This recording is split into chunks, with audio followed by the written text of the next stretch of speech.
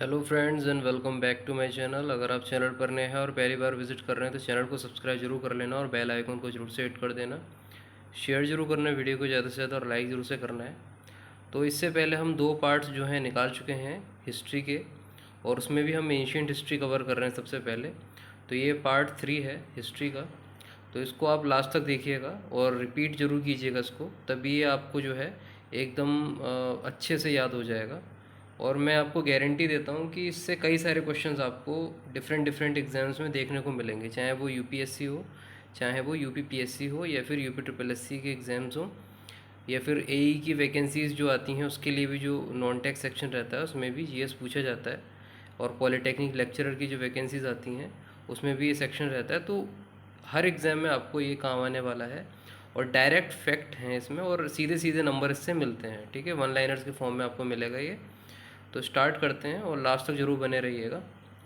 तो यहाँ पे हम बात करने वाले हैं मोहेंजोदारो के एक्सकेवेशन यानी खुदाई के बारे में। ठीक है, तो यहाँ से क्या प्राप्त होता है? योगी या पशुपति शिव की सील जो है प्राप्त होती है। लेफ्ट में राइनोसेरस बफेलो दिखाया गया है उसमें, और दो डियर्स बीच में बॉटम में है। इसके अलावा राइट में टाइगर और एलिफेंट है।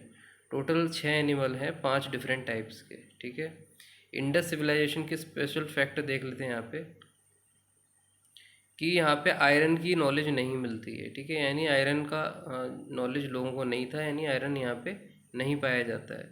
ठीक है, knowledge of gold, silver, copper and bronze in लोगों को थी इंडस सिविलाइजेशन में। इसके अलावा use of hand driven spinning wheel भी यहाँ पे हुआ करता था। आइडल वर्शिपिंग हुआ करती थी। Lack of evidence of remains of lion, यानी लायंस के कोई रिमेन्स नहीं मिलते इसमें से। ठीक है, इंडस सिविलाइजेशन से। इसके अलावा वैदिक पीरियड की बात करते हैं तो वैदिक जो नाम है वो ओरिजिनेट हुआ है वेद से, और वेद की मीनिंग होती है नॉलेज। ठीक है, वैदिक सिविलाइजेशन या आर्यन सिविलाइजेशन भी इसको बोलते हैं। New civilisation developed after Indus civilisation, इसको नोट कर लेना है आपको। वेद जो है main source of Aryan history है, और Vedic literature attributed mostly to Aryans. ठीक है, वैदिक पीरियड जो है दो टाइम पीरियड में डिवाइड है, ऋग्वेदिक पीरियड और पोस्ट वैदिक पीरियड। 1500 बीसी से 1000 बीसी का जो टाइम है वो उसे ऋग्वेदिक पीरियड बोलते हैं। ठीक है, उसको आपको नोट कर लेना है, सीधे सीधे क्वेश्चन आता है इस पर, ऋग्वेदिक पीरियड पूछा जाता है।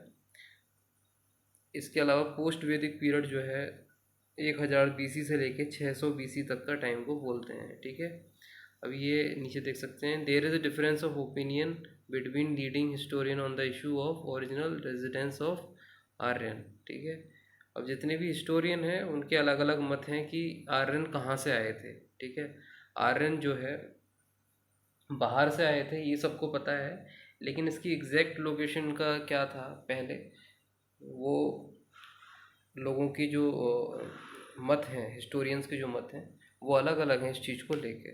लेकिन ज़्यादातर माना जाता है कि ये यूरेशिया से आए थे। ठीक है, यूरेशिया से आए थे। और यूरेशिया जो है सेंट्रल एशिया, सेंट्रल पार्ट जो है जहाँ पे यूरोप और एशिया जॉइन होते हैं उस पार्ट से आए, जैसे कजाकिस्तान, और कह सकते हैं आप रशिया, और साउथ यूक्रेन का जो पार्ट है उसको कह सकते हैं आप यूरेशिया वाला पार्ट। ठीक है, तो ये सबसे मोस्ट एग्जैक्ट माना जाता है कि यहाँ से आर्यन लोग आए थे। ठीक है, इसके अलावा आप देख सकते हैं आर्य की ओरिजिनल हैबिटेट जो लोगों ने बताया है हिस्टोरियंस ने, तो कश्मीर ये हिमालय रीजन बताया है ये एल डी कॉल, ये हिस्टोरियन ने बताया है। ठीक है, इनका नाम था एल डी कॉल, और जो इन्होंने बताया है कि आर्यन जो है कश्मीर या हिमालय रीजन से आए थे।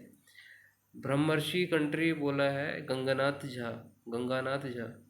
सप्त सिंधु कंट्री बोला है डॉक्टर अविनाश चंद्र दास ने। देविका स्टेट मुल्तान से बोला है डीएस त्रिवेदी ने। सदर्न रशिया गॉर्डन चिल्डे, ठीक है, इन्होंने बोला है। सेंट्रल एशिया मैक्स मुलर ने बोला है। नॉर्थ पोल बोला है पंडित बाल गंगाधर तिलक। ठीक है, तिब्बत बोला था सरस्वती दयानंद स्वामी ने। ठीक है, जर्मनी से आए थे ये बोला था हार्ट एंड पेंका ने। और हंगरी से आए थे ये डॉक्टर जाइल्स ने बोला था। अब इसमें से ज़्यादातर जो पूछा जाता है वो आप नोट कर सकते हैं कि नॉर्थ पोल के बारे में पूछा जाता है कि किसने कहा था कि नॉर्थ पोल से आए हैं, तिब्बत से। ठीक है, ये आप नोट कर लेना और एक बार सबको देख लेना, लेकिन ये सबसे ज़्यादा इम्पोर्टेंट है। ठीक है, इसके अलावा सदर्न रशिया से आए थे, ये बोला था गॉर्डन चिल्डे ने। ठीक है, ये नोट कर लेना, ये डायरेक्ट क्वेश्चन पूछा जाएगा और जब टफ हो गया आएगा तो आप सोचेंगे कि मैंने अगर वहाँ देख लिया होता ढंग से तो मेरे लिए फ़ायदा हो जाता है यहाँ पे। ठीक है, तो ये आपको नोट जरूर कर लेना है। इसके अलावा वैदिक लिटरेचर यहाँ से शुरू हो जाता है। ठीक है, हमारा सिविलाइजेशन, हड़प्पन सिविलाइजेशन वाला पार्ट जो है ख़त्म होता है यहाँ पे। अब वैदिक लिटरेचर की बात करने वाले हैं। ठीक है, तो वैदिक लिटरेचर जो है most ancient in Indian literary traditions. ठीक है, 4 वेद बताए गए हैं, ऋग्वेद, यजुर्वेद, समवेद, सामवेद और अथर्ववेद। इसके 4 पार्ट हैं, संहिता, ब्राह्मणा, आरण्यक और उपनिषद। ठीक है, अब ऋग्वेद की बात करते हैं। ये ओल्डेस्ट टेक्स्ट है वैदिक लिटरेचर में और यहाँ पे हिम्स और प्रेयर्स का कलेक्शन पाया जाता है। टोटल 10 मंडल हैं, 1028 हिम्स हैं और 10,552 वर्सेस हैं। ठीक है, वर्सेस, इसको रिच भी बोला जाता है, ऋचा। और 1028 सूक्त हैं इसमें। इसमें 1017 सूक्त सकाल में हैं और 11 सूक्त जो हैं बलाखिल्य में है। ठीक है, मेंशन क्या मिलता है इसमें? इसमें वर्ण सिस्टम और गोत्र और शूद्र का वर्णन पाया जाता है ऋग्वेद में। ठीक है, ये क्वेश्चन आता है, इसको नोट कर लेना। गायत्री मंत्र भी यहीं से मिलता है आपको। क्रिएटर और विश्वामित्र के बारे में भी बताया गया है। आयरन के बारे में कुछ नहीं बताया गया है और टोटल 11 रिवर के बारे में डिस्क्रिप्शन में है इसका। और नदी सूक्त के बारे में डिस्क्रिप्शन है जिसमें 21 रिवर के बारे में बताया गया है। 9 मंडल हैं टोटल, जिसमें 114 सूक्त हैं। ठीक है, और सभी सूक्त जो हैं वो सोम गॉड को डेडिकेटेड हैं। पुरोहित जो होता था इसका ऋग्वेद का, उसको होता बोलते थे। ठीक है, और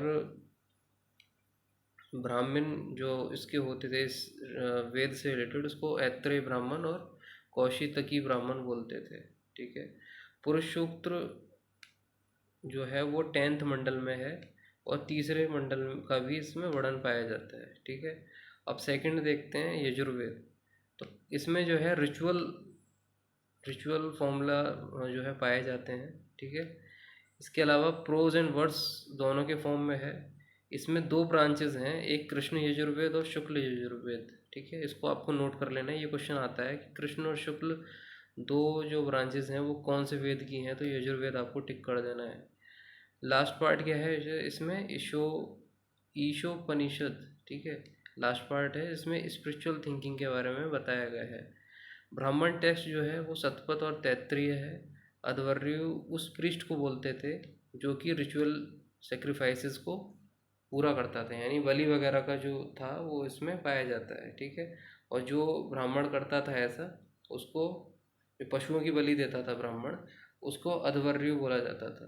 ठीक है, जैसे कि यहाँ ऋग्वेद में ऋग्वेद को जानने वाले जो ब्राह्मण होते थे उनको बोलते थे पुरुष सूक्त, सॉरी ऐत्रेय और कौशितकी बोलते थे। ठीक है, और उसको जो बोला करता था पुरोहित, उसको होता बोलते थे। इसी तरीके से यहाँ पे अध्वर्यु बोलते थे जो जानवरों की बलि देता था उस ब्राह्मण को। ठीक है, ये आपको नोट करना है। इसके अलावा सामवेद के देखते हैं।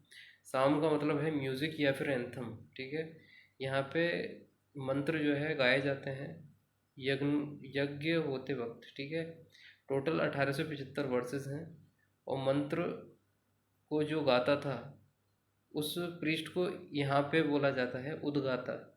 ठीक है, जैसे वहाँ होता ब्राह्मण होता था। ठीक है, यहाँ पे जो है आप देख सकते हैं अथर्ववेद में अध्वर्यु बोला जाता था, यहाँ पे इसी तरीके से उद्गात्र बोलते हैं। ठीक है, ये नोट करना है आपको। मेजर ब्रांचेस इसकी कौस्थुमा, रामायणीय, ठीक है, और जैमिनीय। ठीक है, ब्राह्मण टेक्स्ट यहाँ जो होता था उसको तांडीय पंचविशी बोलते थे। ये क्वेश्चन आता है कि पंचविश जो है किससे रिलेटेड है। ठीक है, तो ये सामवेद से रिलेटेड है। इसके अलावा अथर्ववेद की बात करते हैं यहाँ पे। इसमें 20 पार्ट्स हैं और 730 सूक्त हैं, 5987 मंत्र हैं। ठीक है, 1200 मंत्र ऋग्वेद के हैं, रिपीट हुए हैं इसमें। और priest chanting months of Atharvaveda के जो प्रीस्ट होते थे उसको ब्रह्मा बोलते थे। 2 ब्रांच है इसमें, पिप्पलत और शौनक।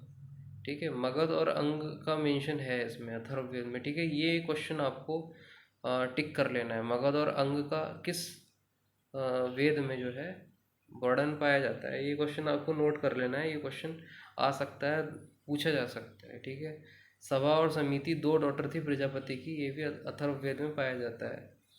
और इसका जो ब्राह्मण टेस्ट है वो गोपथ ब्राह्मण है। ठीक है, गोपथ ब्राह्मण है। ठीक है, ये आपको नोट करना है। ठीक है, अब मैं आपको एक टास्क दे रहा हूँ कि शतपथ ब्राह्मण जो है वो किससे रिलेटेड है, ये आप कमेंट करके बताना, और अपना जो है नोट करके भी इसको रख लेना, क्योंकि ये मैच द फॉलोइंग को आता करने को आता है कि गोपथ और शतपथ ब्राह्मण। ठीक है, इसको आपको नोट कर लेना है। अब शतपथ ब्राह्मण की देखो ये बात भी यहाँ से शुरू हो गई है।